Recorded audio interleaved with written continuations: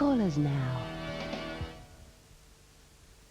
Buy a time machine and get free software tokens worth up to £500 for your school to educate future generations.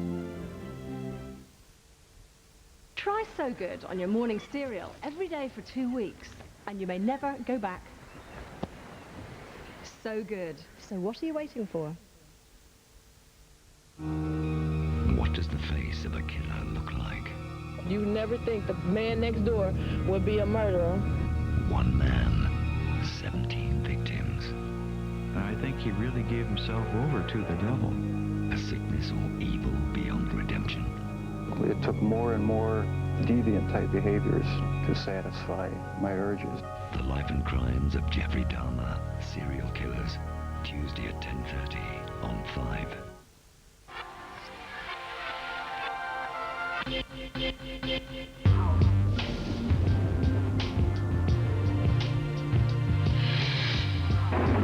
Five is the only channel that brings you all the facts from across the channel. Euronews is at 5 AM after plenty of sport.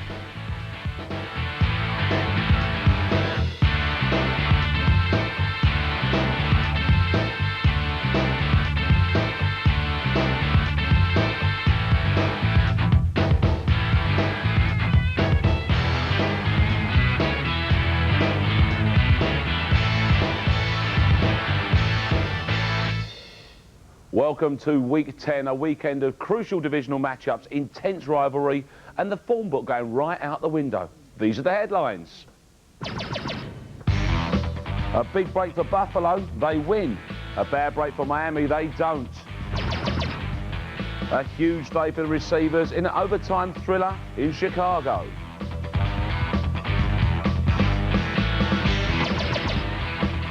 Detroit sweat it in the Arizona desert as half division leaders go down. And we look forward to the Jets at the Pats as they go head-to-head in New England. And it is caught by Ward, touchdown! Dedrick Ward beats Chris Canty. And they are really heading to the exits in Foxborough. Yes, indeed. Welcome along to one of your more interesting weeks, alongside me, Mike Carlson, Guru.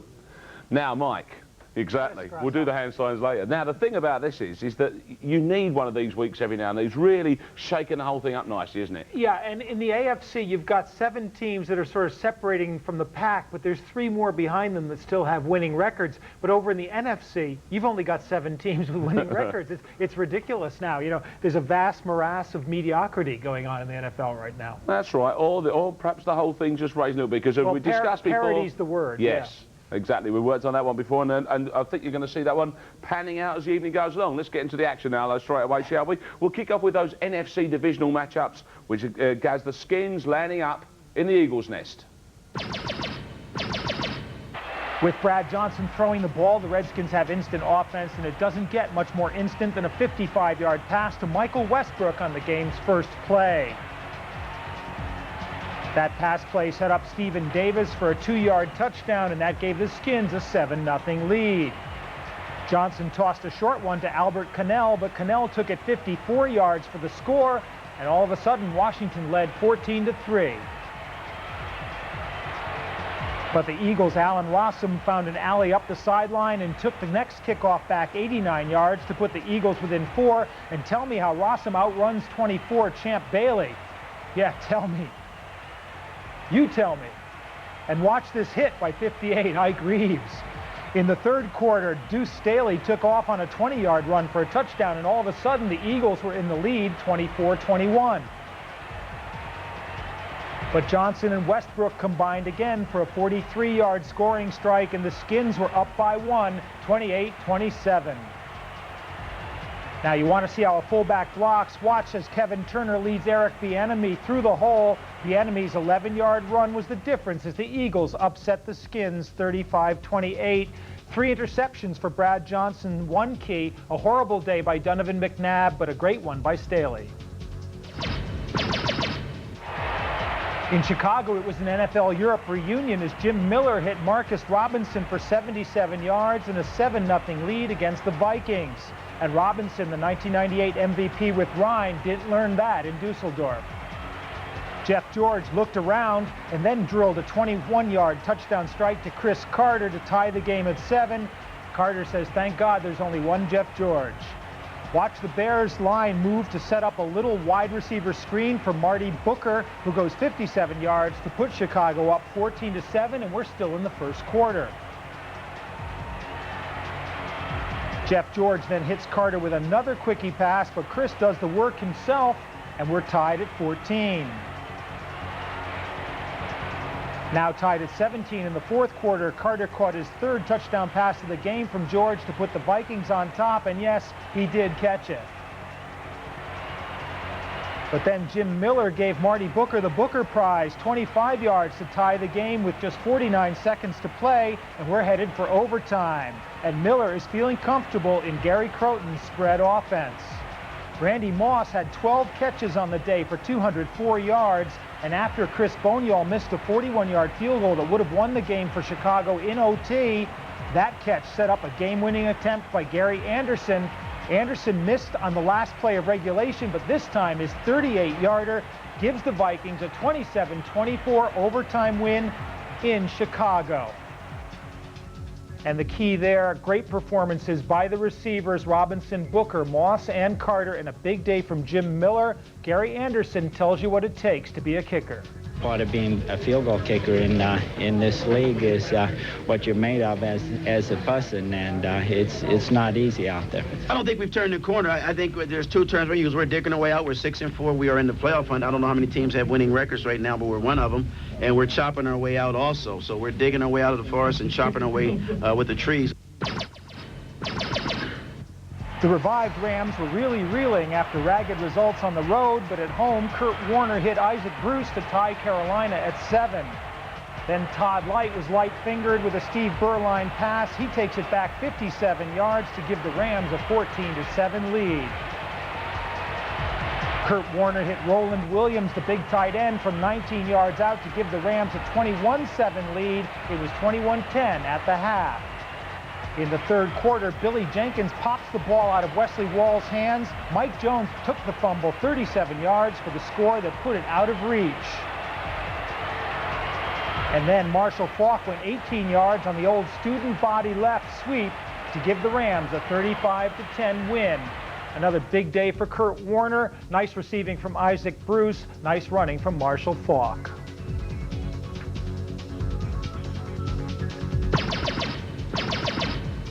It was the 14th of November, another sleepy, dusty Delta day, when Billy Joe threw a 42-yard pass to Keith Poole and Zach Bronson knocked his hat away.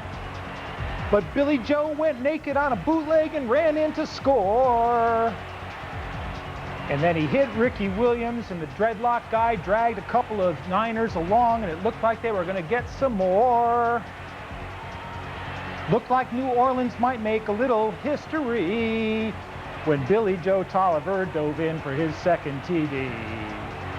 Seems like nothing ever comes to no good for the Niners this year. And now Billy Joe Tolliver and Andre Hastings gave the long-suffering Saints fans something they could cheer.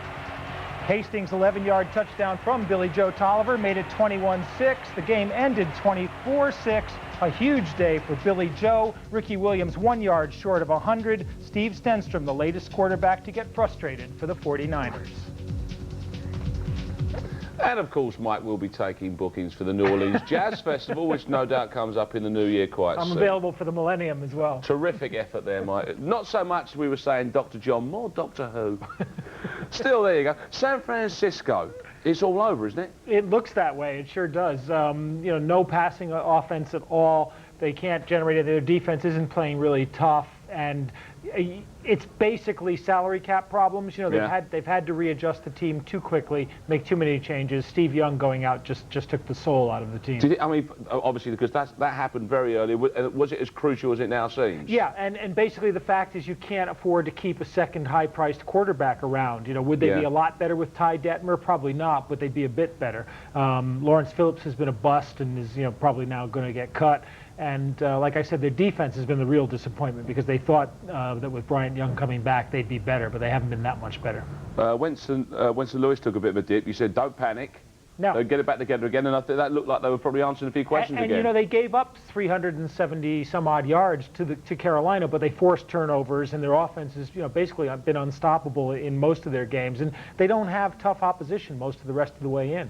Yeah, it's looking good for them. Now, that overtime game, Chicago. What a beauty. 800 yards there. I tell you, I watched Jim Miller when he was playing for the Frankfurt Galaxy, and he couldn't throw for 400 yards in warm-ups, much less in a season. In a game.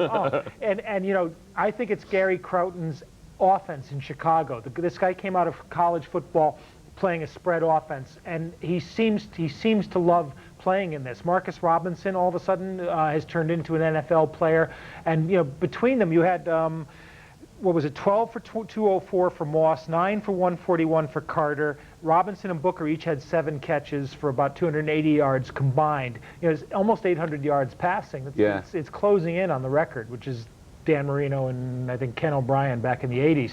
But 880 some odd yards. Right. But the Bears are for real. Dick Geron would get right now my vote for Coach of the Year. That's right. And again, in a week like this, suddenly everything starts looking really good for them because they can shake it up a little bit. Nice to see. Okay, AFC divisional games for you now. Let's go to the... No more singing. Are you sure? There's a promise. You can stay around. Over now to the second hot date between these two. It's the Fins and the Bills. We all know the Dolphins hate cold weather, and in Buffalo, Antoine Winfield intercepted Damon Heward's first pass of the game. But does cold wind from Canada bother Steve Christie? No, you'd think he was Todd Macklin as he comfortably kicked 3 field goals in the first quarter to give the Bills a 9-0 lead. In the second quarter, Doug Flutie hit Jay Reamersma for a 34-yard gain on 3rd and 6 to set up another score. The touchdown was provided by Jonathan Linton on a 4-yard run. Linton would later go off hurt, but so did Miami's Cecil Collins, and Collins is out for the rest of the season with what turned out to be a broken bone in his leg. In the third quarter, on 3rd and short, Sam Madison bought the play fake. Eric Moulds goes 53 yards for the score. The Bills win 23-3, sweep the season series from Miami. In case our producer missed that, the Bills handed Miami both losses this season. Only 101 yards offense for the Dolphins, and Jimmy Johnson explained why he'd be eating Flutie Flakes tomorrow. A lot of things going on, talking about how good we were and quarterback controversies and everything in the world, except talking about our opponent. An opponent that had beat us pretty good before. They beat the hell out of us. Couldn't afford to fall behind in our division to Miami. Matter of fact, we can't lose no more games in our division. We want to get a chance to win the championship. In Jacksonville, Dave Thomas blocked a Kyle Richardson punt. Mike Hollis kicked 2 field goals. The Jags beat the Ravens 6-3. That's it. I'm no happier about this than Tom Coughlin is, but there really isn't much else to say. Fred Taylor's hamstring popped again. The star of the game was Brian Barker with 9 punts. Kyle Richardson punted 8 times himself. 17 punts. Yippee.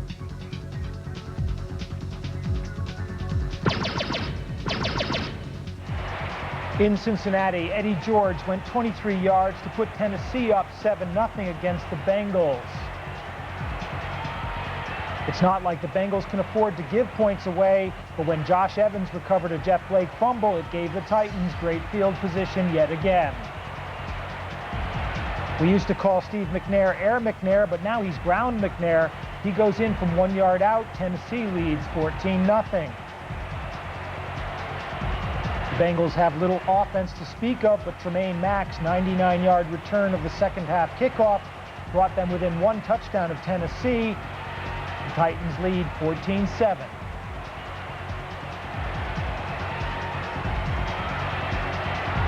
But Eddie George, who's no relation to Jeff George, then went 14 yards to make it 21-7 Tennessee. Darnay Scott added a 24-yard touchdown pass from Jeff Blake for the Bengals, but it was too little too late. Titans win 24-14. The Bengals haven't done much all season. Tennessee haven't done much in the air since McNair replaced Neil O'Donnell. Cleveland visited Pittsburgh. Kevin Johnson's 35-yard touchdown from Tim Couch announced they were looking for revenge for their season-opening shutout loss to the Steelers. The Steelers led 12-7 at the half, and after this little shotgun run by Richard Huntley from 5 yards out. Trailing 15-7 in the fourth quarter, Couch hit Mark Edwards to bring the Browns within 2 points. The two-point conversion failed, but Phil Dawson's 39-yard field goal as time expired gave the Browns their second win of the season, 16-15 over Pittsburgh. Couch and Kevin Johnson having a great season together. Couch hit 7 different receivers. Cordell hit 8, but threw 2 interceptions. Denver went to Seattle and fell behind 10-0 in the first quarter as John Kidna hit Derek Mays from 10 yards out. But Chris Miller hit Ed McCaffrey from 23 to tie the score up at 10 in the third quarter. Still in the third, Miller hit Howard Griffith just a yard out, and that put the Broncos up 17-10. The Seahawks still trailed 17-13 when John Kidna hit Sean Dawkins with a 20-yard strike. Seattle was up 20-17. A late interception by Kerry Joseph sealed the win for Seattle. Joey Galloway came back, had 4 catches for 88 yards. Seattle held Denver's ground game in check.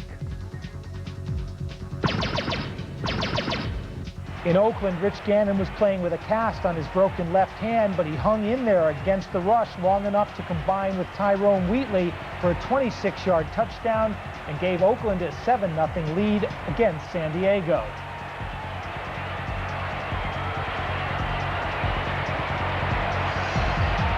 After Wheatley went in, Gannon hit the big tight end Ricky Dudley with a touchdown pass, and that made it 14-0 to the Raiders.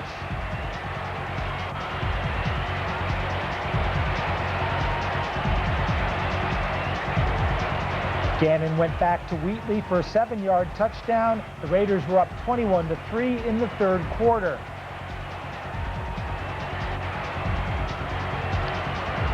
And Rich Gannon's 4th touchdown pass of the day was his second to Ricky Dudley from 12 yards out. The Raiders beat the Chargers 28-9. San Diego again scoring 0 touchdowns. And a great day by Gannon, a big one from Tim Brown, and 124 yards rushing from Wheatley and Napoleon Kaufman combined. And how that all affects the standings, we'll see in a few minutes' time. But you mentioned the word parity in the first set of highlights there. Inconsistency. I mean, you take teams like Oakland and Pittsburgh. It's the inconsistency of it as well that's become so crucial to this season. A lot of it is that there's so few good quarterbacks around the league that, you know, Cordell Stewart, for example, hasn't matured the way they hoped he would. So you can't win games every week when Cordell's, you know, even when he's completing, say, 15 out of 25, he's only throwing for 125 yards. You've got to get something downfield or else you're not going to win. And this is true. How many great quarterbacks are there right around the league right now? You know, half a dozen, maybe. That's what you should, and as the season progresses, that's what you kind of imagine you're going to end up seeing coming through the ranks is the teams with the star quarterbacks, isn't it? Yeah, and injuries have been a factor as well as the salary cap. Knocked out, you know, a number of good quarterbacks. Favre's been playing hurt. And coaching changes, there's a whole lot of factors that have affected the teams that are usually up on top. And as they've slipped down, a couple of teams have risen, and a couple of others have simply just, it's sort of like a natural progression, like being on a seesaw. They're not necessarily that good, but there's a gap, and they've got to fill it. Absolutely. Injuries played a crucial part in that Miami-Buffalo game. I mean, that was the big result. Miami had no offense, 101 yards. Cecil Collins hasn't been that great running, but he's been their best running back. Look for Rob Conrad next week. I get a feeling he'll carry the ball a lot. The rumor is that Buffalo is going to sign Lawrence Phillips, who they were interested in him during the NFL Europe season. San Francisco's letting him go, and if Linton is seriously hurt, Phillips could wind up in Buffalo.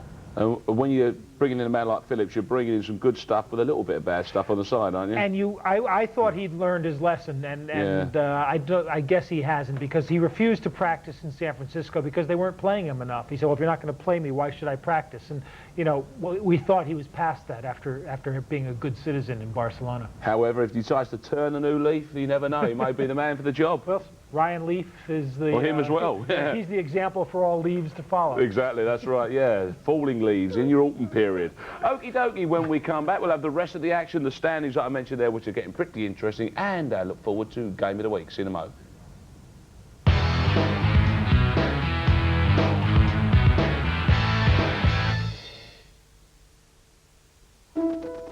Welcome to an American state with wide open spaces where the views are breathtaking. A region rich in produce, local dishes, fine wines, food from the sea. But if you want, there's bustle, commerce, information, the urge to get things done. You'll find that people are warm. They'll always be helpful. That's just the way it is here. You'll find this state at 35,000 feet. We'll be landing in about 45 minutes. Have you or any member of your family had an accident in the last 3 years, suffered lost earnings, incurred medical bills, or paid any out-of-pocket expenses resulting from an accident? If yes, then speak to Claims Direct now to find out if you're entitled to compensation. We're personal injury specialists, dedicated to helping victims of accidents that required medical attention in the last 3 years. At work, as the driver or passenger in a road accident, or trip or fall anywhere. Right now, Claims Direct are handling compensation claims for accident victims worth an estimated £60 million. Our personal injury specialist helped Mrs. Bartram after her accident. She got £10,000. Mr. Barrett called Claims Direct after his accident at work. He got £20,000. And the good news is Claims Direct underwrites the total cost of making your claim. If we're not successful, you don't pay us a penny. Remember, this could be the most important call you make today. Phone Claims Direct free on 0800 44 8863. Call now. When marimba rhythms, the new album of More, music to watch girls by. Make me sweat. Frank and Nancy Sinatra, Doris Day, Dean Martin. I get a fever that's so hard. More of those great-looking hits. The best is yet to come. Double CD, just $15.99. More music to watch girls by. Our price, what you want to hear. This is Egg's new credit card that guarantees you against fraud on the internet. What does he know about fraud? This is all fake. I'm an actor. What's real is I'm old, not very fit, and worried about being ripped off. So if this Egg card makes shopping online safer, shouldn't I be telling you about it? Oh, shopping. But show me now, eh? That's what women do, isn't it? Shop. And of course, no commercial would be complete without the token black man. At Egg, you're an individual, not a stereotype. So apply for the Egg card at egg.com. So, click on that mouse today. Oh, do shut up. Yes, I am actually a classically trained actor, thank you. If you're single, or even if you're not, you'll always be welcome at the Singles Bar. People call in every day looking to chat, get a date, or perhaps something more. You'll find the Singles Bar on 09069 12 13 12. And we have thousands of callers every day looking for fun. So why don't you join me on 09069 12 13 12. Call us now.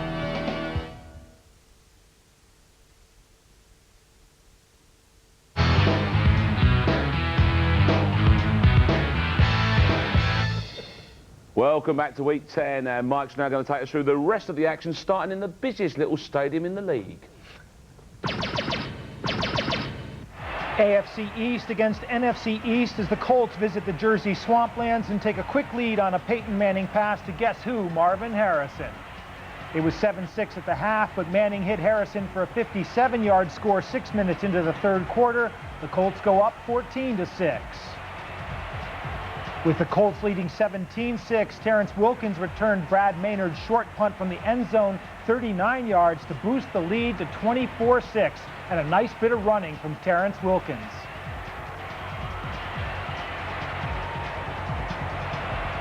But in the fourth quarter, the Giants fought back. Kent Graham hits Amani Toomer, and that makes it 24-12.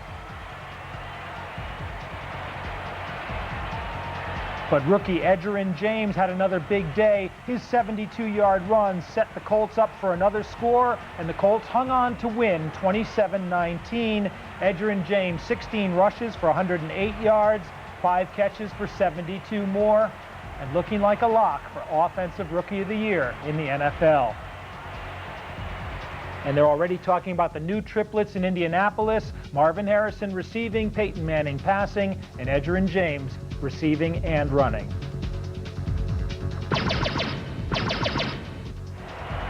With a 6-2 record, the Lions were roaring, and in Arizona, Gus Frerotte hit David Sloan to put them up 7-zip. But downtown Dave Brown hit Michael Pittman on a screen. Nice block by 71 Lester Holmes, and the play went 46 yards to set up a touchdown. Pittman did the hard work, but Mario Bates took it in from 3 yards out to put Arizona up 10-7, and it was 16-7 Cardinals at the half.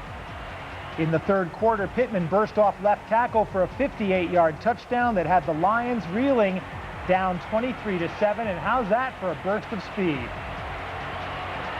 But Gus Frerotte looked for Jermaine Crowell, and the new Jermaine man for the Lions went 77 yards to make it 23-13. In the fourth quarter, Pittman fumbled. Terry Fair picked it up and went 35 yards for a score, and that closed the gap to just 4 points.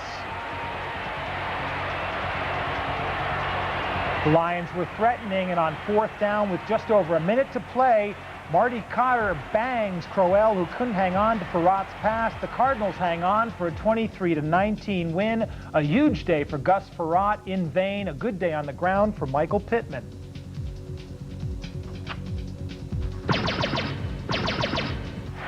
Green Bay were 0-7 at Texas Stadium this decade, and Jason Garrett put the Cowboys up 7-zip with a pass to David LaFleur. Garrett was subbing for Troy Aikman, and Rocket Ismail looked like Michael Irvin on this 37-yard touchdown that put the Cowboys up 17-6 in the third quarter.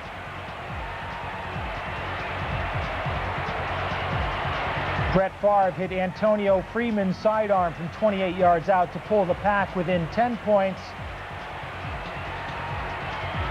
And then down by just one touchdown, the Pack were looking for OT in the dying seconds of the game, but George Teague stepped in front of a Favre fling and flew 95 yards to give the Cowboys a 27-13 win, and they're 8-0 in Texas against the Packers in this decade.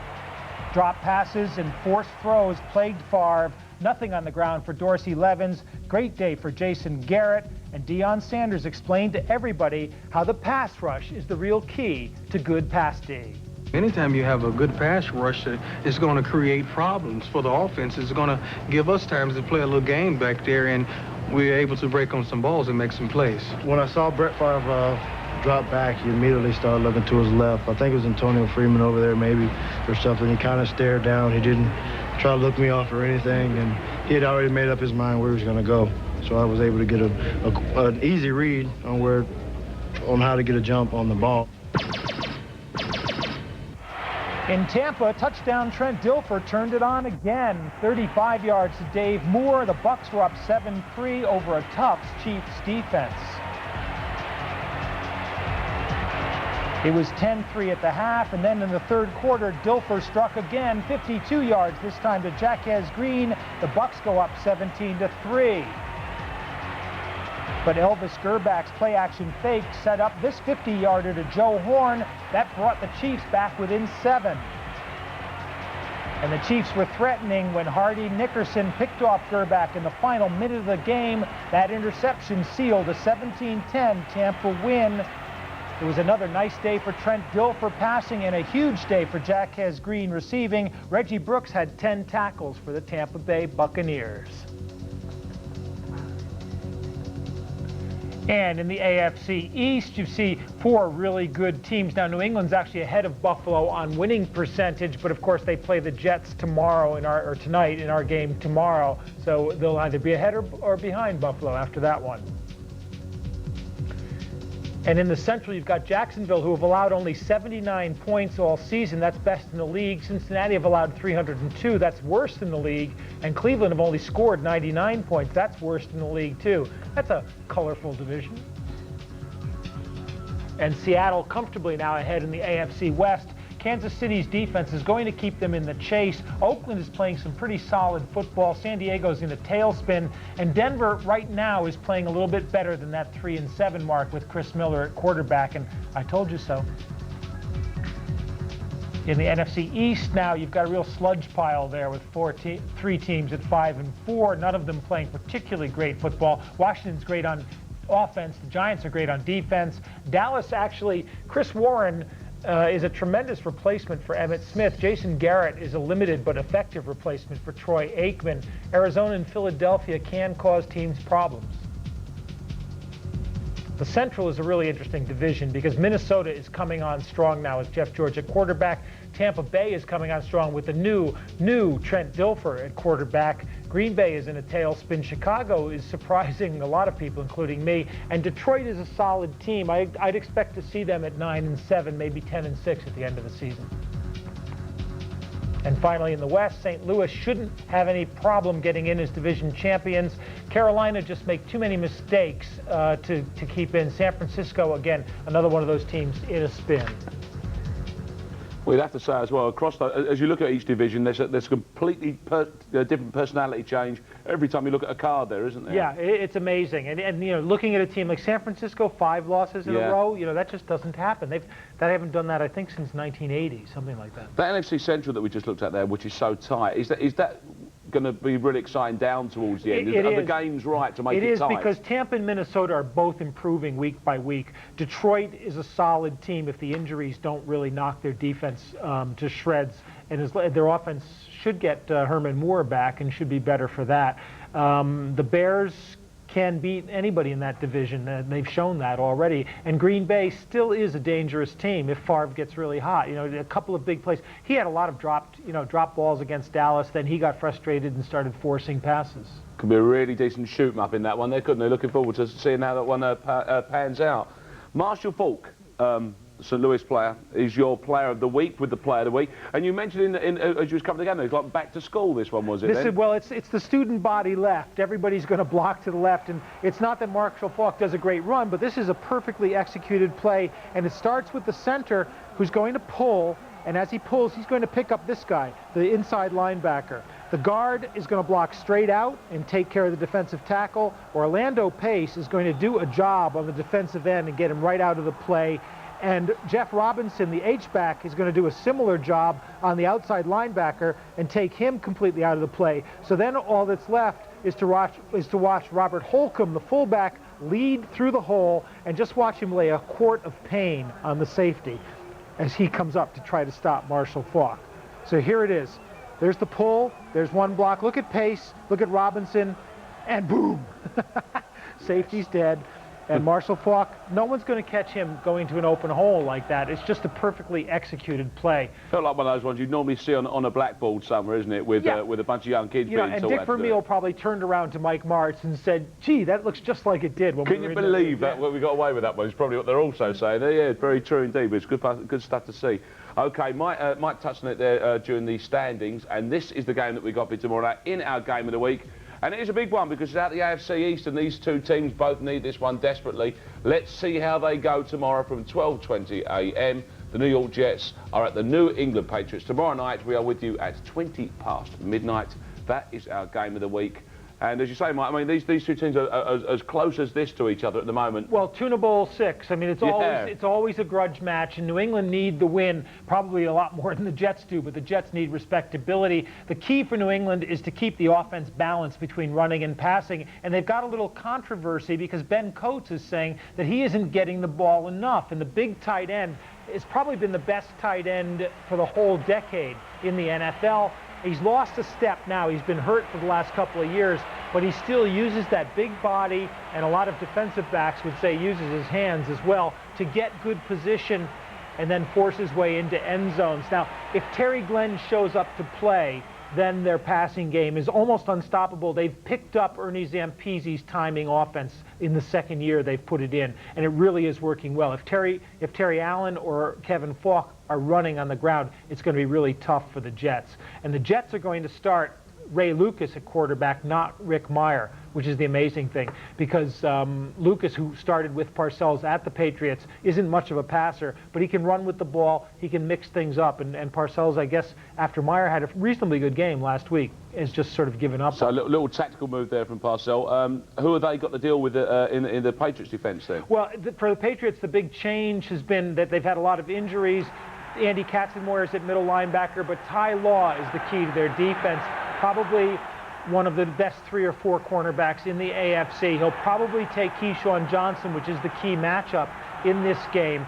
And Steve Israel's the other cornerback, not nearly as good. Teams just keep the ball away from Law as much as they can. 2 years in a row, Pete Carroll has gambled his draft on taking a defensive back in the first round. 2 years in a row, he's failed. Absolutely. That's a game that both of these boys need, and we'll be able to see it tomorrow night. 12:20 is our game of the week. Make sure you join us for it. Yes, Mike and I will be here, and you can be there.